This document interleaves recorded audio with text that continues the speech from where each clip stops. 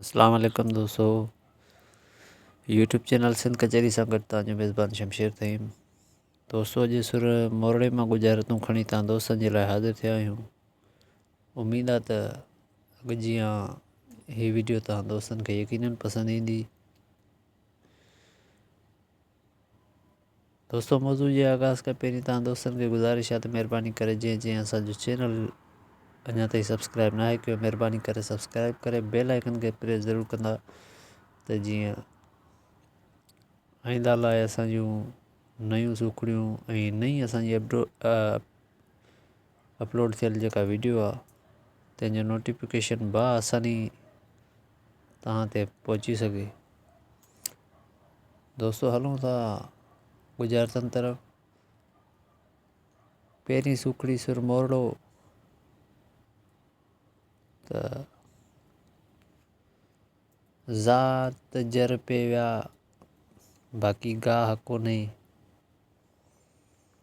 अदा ज़ात कल्होड़ा जर जो कुन गाह आहे कल्ह।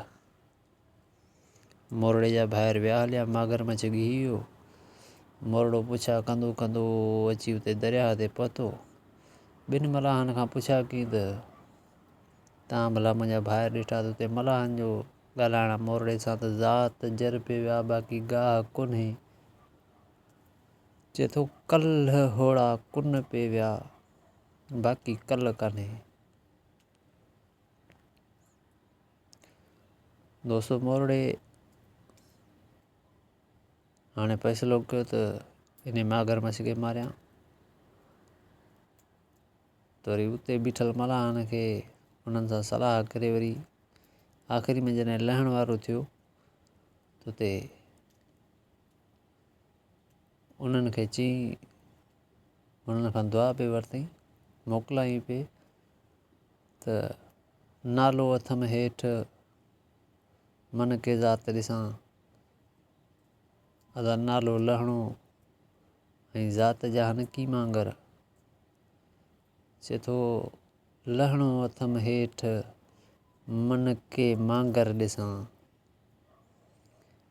अदा नेठि मगरमच्छ खे मारियईं, पंहिंजे भाइरनि जा लाश कढी, लाश दफ़नाए घर आयो।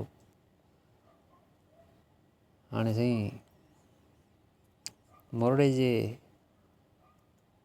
उन्हनि भाइरनि जा जेके ॿार हुआसीं रुना पे त मोरड़े पंहिंजनि भाॼाइनि खे चयो त हिननि खे हाणे माठि करायो, जेको थियणो हो सो थी वियो। त हाणे मोरड़े सां भाॼाइनि जो ॻाल्हाइण आहे त ही नाला कीअं जंग जा जेके ॿोली कनि नालनि सां, अदा हिकिड़ो नालो सगीर जंग जो आहे परचा, परचा जा ठहण, ॿोली जो आहे अंगल ऐं ॿियो नालो आहे अबन। चए थो ही नाला कीअं जंग जा जेके ॿोली कनि नालनि सां ईअं न चवनि थियूं त हीअ सगीर कीअं परचनि जेके अंगल कंदा अबन सां।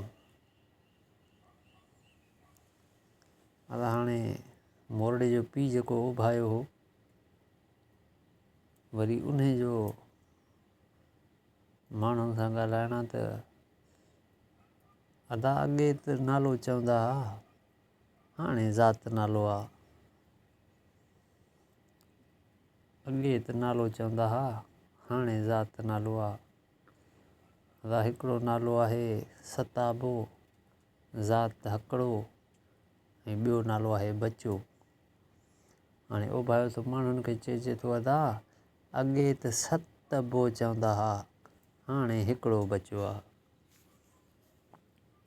उमेद आहे दोस्तों त हीअ वीडियो तव्हां दोस्तनि खे पसंदि आई हूंदी ऐं इंशाअल्लाह नेक्स्ट पार्ट में वरी बि इंशाअल्लाह कोशिशि कंदासीं त इन ई सुर मोरड़े मां गुज़ारितूं खणी तव्हां दोस्तनि जे लाइ हाज़िर थियूं। दोस्तों तेसिताईं पंहिंजनि प्यारनि जो रखिजो ख़्यालु ऐं असांखे ॾींदा इजाज़त। अल्लाह निगहबान।